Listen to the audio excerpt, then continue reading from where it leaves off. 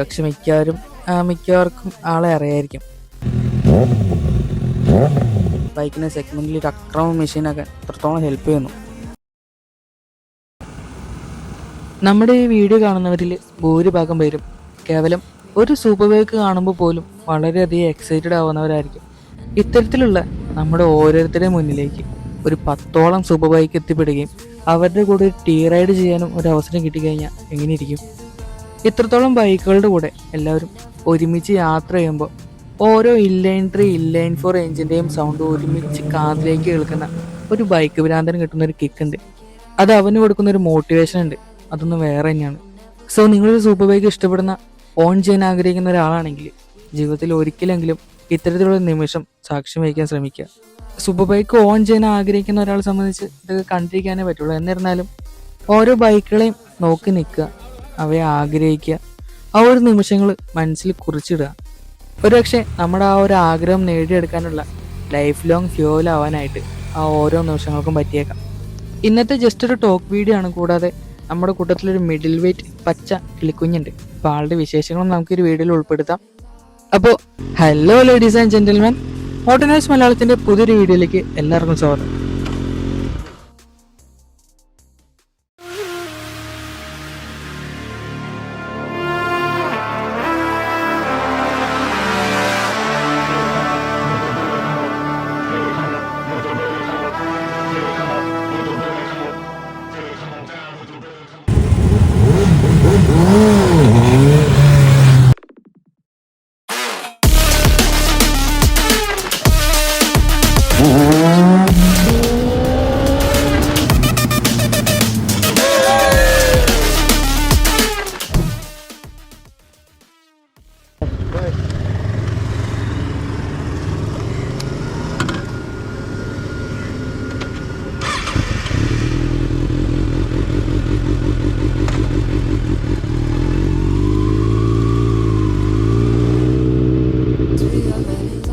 സത്യം പറഞ്ഞാൽ എൻ്റെ സ്വപ്നത്തിൽ ജീവിക്കുന്ന ഒരു ദിവസം കൂട്ടാണ് എനിക്കിന്ന് ഫീൽ ചെയ്യുന്നത്.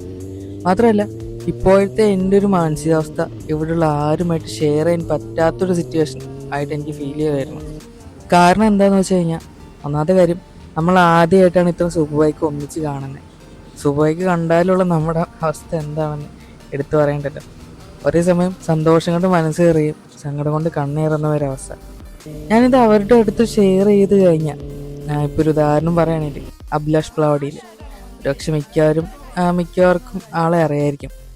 ആള് മന്തി ആദ്യമായിട്ടാണ് കഴിക്കുന്നതെന്ന് പറയുമ്പോൾ അതിന് നെഗറ്റീവായിട്ട് കാണുന്ന കുറേ പേരുണ്ട്. നമുക്ക് ആ ഒരു കമന്റ് ബോക്സിൽ കാണായിരുന്നു. അതുപോലെ നമ്മൾ ആ ഒരു എക്സൈറ്റ്മെൻറ്റിൽ ആദ്യമായിട്ടാണ് ഇത്രയേറെ സൂപ്പർ ബൈക്ക് ഒന്നിച്ച് കാണുന്നത് എന്നൊക്കെ പറഞ്ഞു കഴിഞ്ഞാൽ അവരത് ഏത് രീതിക്ക് എടുക്കും? ഒരുപക്ഷെ അവരുടെ സഹതാപം കൈപ്പറ്റാൻ വേണ്ടിയിട്ടാണോ നമ്മൾ ഇത്തരത്തിൽ അവരോട് ഷെയർ ചെയ്യുന്നത് എന്നൊരു തോട്ട് അവർക്കുണ്ടാകുമോ എന്നൊരു ചിന്താഗതി എനിക്ക് വന്നതുകൊണ്ടാണ് എൻ്റെ ഇമോഷൻസിനൊക്കെ എൻ്റെ മനസ്സിൽ തന്നെ ഞാൻ ഒതുക്കിയത്. കാരണം ബാക്കിയുള്ളവരൊക്കെ സൂപ്പർ ബൈക്ക് കണ്ടും റൈഡ് ചെയ്തും അത്ര എക്സ്പീരിയൻസ് ഉള്ളവരാണ്. ഒരുപക്ഷെ എൻ്റെ ഓവർ തിങ്കിങ്ങിൻ്റെ പ്രശ്നമാകാം. എന്നിരുന്നാലും സൂർജേട്ടനെയോ അല്ലെങ്കിൽ സംഗീതേട്ടനെയോ ഈ ഒരു ടൈമിൽ മിസ് ചെയ്യണം. കാരണം എന്താണെന്ന് വെച്ച് കഴിഞ്ഞാൽ അവരുണ്ടായിരുന്നെങ്കിൽ ഒരുപക്ഷെ എൻ്റെ ഒരു ഇമോഷൻസ് പകുതി അവരുടെ ഷെയർ ചെയ്യായിരുന്നു. നമുക്ക് കുറച്ചുകൂടെ ഫ്രീ ആയിട്ട് നിൽക്കാമായിരുന്നു. അപ്പോൾ നമുക്ക് നമ്മുടെ 6R വിശേഷങ്ങളിലേക്ക് കടന്നു വരാം. 2025 മോഡൽ കാവസാക്കിയുടെ CX-6R ആണ് ഇന്നിപ്പോൾ നമ്മുടെ ഉള്ളത്. പഴയ ജനറേഷൻ 6Rൽ നിന്നും കംപ്ലീറ്റ്ലി റീഡിസൈൻഡ് ആയിട്ടുള്ള CX-10Rൽ നിന്നും ഇൻസ്പയർഡ് ആയിട്ടുള്ള ഫെയറിംഗ് ആണ് പുതിയ 6Rന് കമ്പനി കൊടുത്തിരിക്കുന്നത്. ബൈക്ക് ഫസ്റ്റ് ടൈം കാണുമ്പോൾ തന്നെ ഗ്രീൻ കളർ, കാവസാക്കിയുടെ റേസിംഗ് ഗ്രീൻ എസ്പെഷ്യലി കണ്ടപ്പോൾ ആ ഒരു ടിപ്പിക്കൽ നിഞ്ച DNA ഫുൾ വിസിബിളാണ്. ഫ്രണ്ട് സൈഡിൽ നിന്ന് നോക്കുകയാണെങ്കിൽ ഒരു അറ്റാക്ക് മോഡലാണ് ബൈക്കുള്ളത്. സ്ലിം ആയിട്ടുള്ള LED ഹെഡ്ലൈറ്റ്സ് ബൈക്കിന് ഒരു ഷാർപ്പ് ഐസ് കൊടുക്കുന്നുണ്ട്. ബൈക്കിൻ്റെ സൈഡിൽ നിന്ന് നോക്കിയാൽ side profile proper sports bike stands ആണ്. അത്യാവശ്യം ലീനായിട്ടുള്ള ലോ പോസ്റ്ററാണ് ബൈക്കിനുള്ളത്. 830 mm ആണ് ബൈക്കിൻ്റെ സീറ്റ് ഹൈറ്റ് വരുന്നത്. അതുപോലെ തന്നെ 198 കിലോയാണ് ബൈക്കിൻ്റെ വെയിറ്റ് വരുന്നത്. ഒരു ആവറേജ് ആയിട്ടുള്ള ഏതൊരു വ്യക്തിക്കും ഈ ഒരു ബൈക്കിന് അത്യാവശ്യം നന്നായിട്ട് തന്നെ ഹാൻഡിൽ ചെയ്യാൻ കഴിയും. റെയർ സൈഡ് സ്ലൈറ്റ്ലി ഹൈ ആയിട്ട് നിൽക്കുന്നത് കൊണ്ട് ഒരു ട്രാക്ക് റെഡി സ്റ്റാൻസ് റൈഡർക്ക് കിട്ടുന്നുണ്ട്.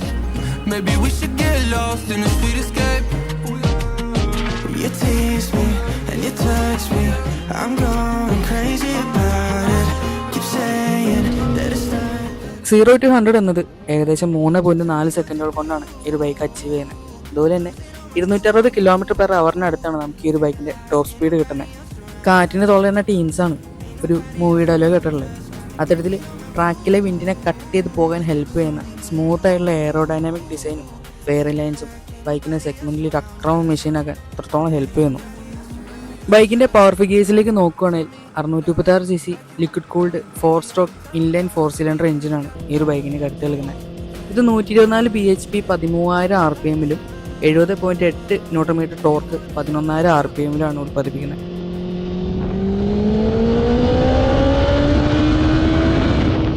പവർ ഫിഗേഴ്സിലേക്ക് നോക്കുമ്പോൾ നമുക്ക് മനസ്സിലാവും മിഡ് RPM-ന് മുകളിലേക്കാണ് ബൈക്കിൻ്റെ പീക്ക് പെർഫോമൻസ് ഇരിക്കുന്നത്. ഈ ഒരു ടൈമിൽ ക്ലച്ച് ഫീൽ അത്യാവശ്യം ഹെവി ആയിട്ട് ഫീൽ ചെയ്യുന്നുണ്ട്. ട്രാഫിക്കിലൊക്കെ ഒരു പക്ഷേ ബുദ്ധിമുട്ടായേക്കാം. അത്ര ബൾക്കി അല്ലാത്ത എന്നാൽ ബൈക്കിൻ്റെ ഡിസൈനോട് 100% യോജിക്കുന്ന 17 ലിറ്ററിൻ്റെ മസ്കുലർ ആയിട്ടുള്ള ഫ്യൂവൽ ടാങ്കാണ് ബൈക്കിനുള്ളത്. റൈഡർക്ക് ബൈക്കിലുള്ള ഒരു കോൺഫിഡൻസ് നിലനിർത്താൻ ഈ ഒരു ഡിസൈൻ പക്ക മാച്ചിങ് ആണ്. ബൈക്കിൻ്റെ കോക്പിറ്റിലേക്ക് വരികയാണെങ്കിൽ മോഡേൺ ഗ്രാഫിക്സ് ഉൾക്കൊള്ളിച്ചുകൊണ്ടുള്ള 4.3 ഇഞ്ച് കളർ TFT ഡിസ്പ്ലേ ആണ് ബൈക്കിൽ കാണാൻ കഴിയുന്നത്. എസ്പെഷ്യലി നൈറ്റ് ടൈമിലൊരു പ്രീമിയം ഫീല് ഈ ഒരു ഡിസ്പ്ലേയിൽ നമുക്ക് കിട്ടുന്നുണ്ട്. ഡിസ്പ്ലേനെ കുറിച്ചും ഫീച്ചേഴ്സിനെ കുറിച്ചും പറയുകയാണെങ്കിൽ ധാരാളം കാര്യങ്ങൾ നമുക്ക് എടുത്തു പറയേണ്ടതായിട്ട് വരും. സോ ബൈക്കിനെ കുറിച്ച് എന്തെങ്കിലും ഡൗട്ട്സ് ഉണ്ടെങ്കിൽ ജസ്റ്റ് കമൻറ്റ് ബോക്സിൽ മെൻഷൻ ചെയ്യുക. ഫുള്ളി അഡ്ജസ്റ്റബിൾ ആയിട്ടുള്ള സസ്പെൻഷൻ സിസ്റ്റമാണ് ബൈക്കിൽ നമുക്ക് കാണാൻ കഴിയുന്നത്. ഫ്രണ്ടിൽ 41 mm inverter Showa big piston ഫോക്സും റൈറ്റ് സൈഡിലേക്ക് നോക്കുമ്പോൾ യൂണിട്രാക്ക് സസ്പെൻഷനുമാണ് കമ്പനി ബൈക്കിന് കൊടുത്തിരിക്കുന്നത്. ഫ്രണ്ടിൽ 120 mm ട്രാവലും റിയർ സൈഡിൽ 151 mm ട്രാവലുമാണ് വരുന്നത്. സസ്പെൻഷൻ്റെ സൈഡ് അത്യാവശ്യം സ്റ്റിഫറായിട്ടാണ് നമുക്ക് ഫീൽ ചെയ്യുന്നത്. സ്പോർട്സ് ഓറിയൻറ്റഡ് ബൈക്ക് ആയതുകൊണ്ട് തന്നെ വലിയ കംഫർട്ടബിൾ ആയിട്ടുള്ളൊരു റൈഡ് സസ്പെൻഷൻ്റെ ഭാഗത്തൊന്നും പ്രതീക്ഷിക്കരുത്. ബൈക്കിൻ്റെ ഹാൻഡിൽ ബാർ അത്യാവശ്യം താന്നിട്ടാണ് ഇരിക്കുന്നത്. കൂടാതെ റിയർ സെറ്റ് ഫുഡ് ബ്രേക്സും ആണ് ബൈക്കിനുള്ളത്. ഈ ഒരു കോമ്പിനേഷനിൽ നിന്ന് നമുക്ക് മനസ്സിലാക്കാം റിസ്റ്റ് പെയിൻ ഉണ്ടാകാനുള്ള ചാൻസ് വളരെ കൂടുതലാണ്. അതുപോലെ തന്നെ ഒരു 10-40 മിനിറ്റ് കണ്ടിന്യൂസ് റൈഡ് കഴിഞ്ഞാൽ കഴുത്തുവേദനയും നടുവേദനയൊക്കെ നമുക്ക് ഈ ഒരു ബൈക്കിൽ പ്രതീക്ഷിക്കാം. നമ്മുടെ കേരളത്തിലെ റോഡിനെയും ട്രാഫിക്കിനെയും വെച്ച് നോക്കുമ്പോൾ ഇത്തരം ബൈക്സുകൾ അല്ലെങ്കിൽ സൂപ്പർ ബൈക്സൊക്കെ കുറേ സ്ട്രഗിൾ ചെയ്യേണ്ടതായിട്ട് വരും. സോ കംഫർട്ടിനെ സാക്രിഫൈസ് ചെയ്ത് ഒരു പ്യുവർ റൈഡിങ് പ്ലഷർ എൻജോയ് ചെയ്യാൻ ആഗ്രഹിക്കുന്ന ഒരാളെ സംബന്ധിച്ച് വളരെ നല്ലൊരു ഓപ്ഷനാണ് കാവാസാക്കി നിഞ്ച CX-6R. ബൈക്കിൻ്റെ ഓണർ ബൈക്കിലൊരു ആഫ്റ്റർ മാർക്കറ്റ് എക്സോസ്റ്റ് കൂടെ ആഡ് ചെയ്തിട്ടുണ്ട്. നമുക്കേതായാലും ഇതിൻ്റെ എക്സോസ്റ്റ് നോട്ടൊന്ന് കേട്ടു നോക്കാം.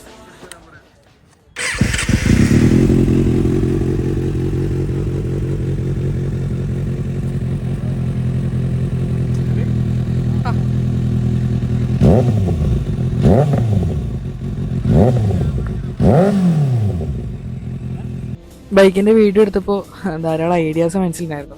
പക്ഷെ അതിലുള്ള തമാശ എന്താണെന്ന് വെച്ച് കഴിഞ്ഞാൽ ബൈക്കിൻ്റെ ഓണർക്ക് മലയാളം അത്ര വശമില്ല. എല്ലാവരോടും ഇംഗ്ലീഷിലാണ് കമ്മ്യൂണിക്കേറ്റ് ചെയ്യുന്നത്. നമ്മുടെ ഇംഗ്ലീഷിനെ കുറിച്ച് പിന്നെ പറയണ്ടല്ലോ. മലയാളികളോട് ഇംഗ്ലീഷ് പറയാൻ അത്ര ബുദ്ധിമുട്ടില്ല. പക്ഷേ ഇത്തരം സിറ്റുവേഷനൊക്കെ ഹാൻഡിൽ ചെയ്യാൻ ഞാൻ കുറേ വേർക്കേണ്ടി വരും.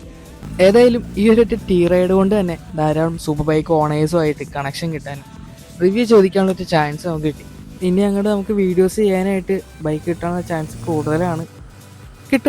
കിട്ടാത്തടപ്പ് ബൈക്കിൻ്റെ ക്ലീൻ സ്പോർട്ടി ലുക്ക് മെയിൻറ്റെയിൻ ചെയ്യുന്ന തരത്തിലുള്ള റിയർ സെക്ഷനാണ് ബൈക്കിനുള്ളത്. സ്ലിം ഡിസൈനിൽ വരുന്ന ടെയിൽ ലാമ്പും ഷോർട്ട് ടെയിൽ സെക്ഷനുമാണ് ബൈക്കിനുള്ളത്. നമ്പർ പ്ലേറ്റ് ഹോൾഡർ പൊട്ടിക്ക് ലോങ് ആണ്. ഇന്ത്യൻ സ്പെക്ക് യൂഷ്വലി അങ്ങനെയാണ്. ബൈക്കിൻ്റെ നെഗറ്റീവ്സിനെ കുറിച്ച് എടുത്ത് പറയുകയാണെങ്കിൽ അതൊരിക്കലും ഈ ഒരു ബൈക്കിൻ്റെ മാത്രം പ്രശ്നമായിട്ട് നമുക്ക് പറയാൻ പറ്റില്ല. അങ്ങനെ പറയാനുള്ള കാരണം എന്താണെന്ന് വെച്ച് കഴിഞ്ഞാൽ നമ്മുടെ റോഡുകളുടെ പരിമിതികളാണ് പല സൂപ്പർ ബൈക്സിൻ്റെയും പരാജയം. സൂപ്പർ ബൈക്സ് ഒരിക്കലും നമ്മുടെ നിരത്തുകളിലേക്ക് പറ്റിയ ബൈക്കുകളല്ല. ഇവയ്ക്ക് നമ്മുടെ റോഡുകളിൽ ധാരാളം പരിമിതികളുണ്ട്. ഇപ്പോൾ CX-6R കുറച്ച് ഡിസഡ്വാൻറ്റേജുകൾ നിങ്ങളുമായിട്ട് ഷെയർ ചെയ്യുകയാണ്. അതായത് ട്രാഫിക്കിൽ ബൈക്ക് പെട്ടെന്ന് ഹീറ്റ് ആവുന്നു. ബൈക്ക് ബിഗിനർ ഫ്രണ്ട്ലി അല്ല. റൈഡിങ് കംഫർട്ട് കുറവാണ്. 12-നും 16-നും ഇടയിലാണ് മൈലേജ്. അതായത് മൈലേജ് കുറവാണ്. പില്യൻ കംഫർട്ട് കുറവാണ്. മെയിൻ്റനൻസും പാർട്സിൻ്റെ വിലയൊക്കെ കൂടുതലാണ്. എന്നിങ്ങനെ ഒരു 100 കുറ്റങ്ങൾ ഈ ഒരു ബൈക്കിനെ കുറിച്ച് ഞാൻ നിങ്ങളുടെ അടുത്ത് പറഞ്ഞാലും ഒന്ന് ആലോചിച്ച് നോക്കിയാൽ ഇതൊക്കെ ഈ ബൈക്കിൻ്റെ കുറവുകളാണോ? ഇത്തരം കുറവുകളൊക്കെ ചേരുന്നതാണ് ഈ ഒരു ബൈക്ക്. ഈ നെഗറ്റീവ്സ് ഇല്ലെങ്കിൽ ഈ ഒരു ബൈക്കും ഇല്ല. അതുകൊണ്ട് തന്നെ നമ്മളൊരു ബൈക്ക് എടുക്കാൻ പോകുമ്പോൾ ഒരു വീഡിയോയുടെയോ അല്ലെങ്കിൽ മറ്റൊരാളുടെ അഭിപ്രായത്തിന് പ്രാധാന്യം കൊടുക്കുന്നതിലുപരി നമ്മുടെ ലിസ്റ്റിലുള്ള ബൈക്കുകളൊക്കെ ഒന്ന് ടെസ്റ്റ് ഡ്രൈവ് അടിക്കുക. അതിലേത് ബൈക്കിൻ്റെ കുറവുകളുമായിട്ടാണ് നമ്മൾ കൂടുതൽ യോജിക്കുന്നത് എന്ന് കണ്ടെത്തി ആ ഒരു ബൈക്ക് സ്വന്തമാക്കാൻ നോക്കുക.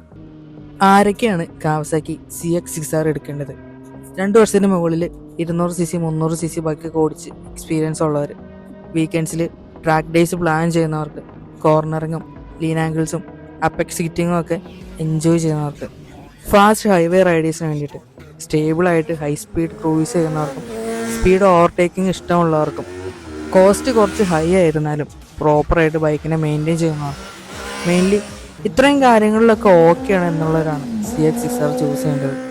ഏകദേശം 15,61,000 രൂപയുടെ അടുത്തൊക്കെ ആയിട്ടാണ് കൊച്ചിയിൽ ഈ ഒരു ബൈക്കിൻ്റെ ഓൺ റോഡ് പ്രൈസ് വരുന്നത്. സൂപ്പർ ബൈക്സിൻ്റെ വിശേഷങ്ങൾ ഇവിടെ കൊണ്ടൊന്നും അവസാനിക്കുന്നില്ല. നമുക്ക് ഈ ഒരു അവസരം ഉണ്ടാക്കി തന്ന അമൽ ചേട്ടനോടും CBSK ടീം മെമ്പേഴ്സിനോടൊക്കെ ഒരുപാട് നന്ദിയുണ്ട്.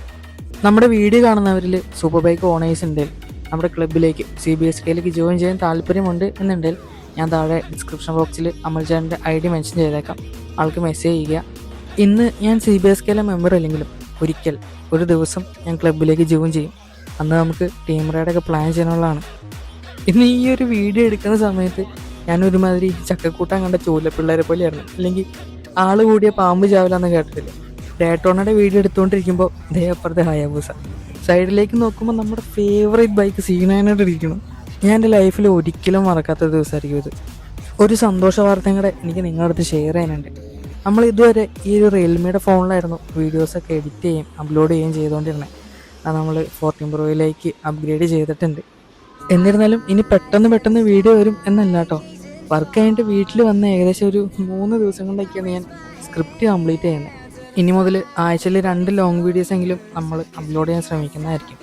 പിന്നെ നമ്മുടെ വീഡിയോസൊക്കെ ഇഷ്ടപ്പെടുന്നുണ്ട് എന്നുണ്ടെങ്കിൽ നമ്മളൊന്ന് സപ്പോർട്ട് ചെയ്യുക, നമ്മുടെ ചാനലൊന്ന് സബ്സ്ക്രൈബ് ചെയ്യുക, വീഡിയോ ഒന്ന് ലൈക്ക് ചെയ്യുക, ഫ്രണ്ട്സിലേക്കൊക്കെ ഒന്ന് അയച്ചു കൊടുക്കുക.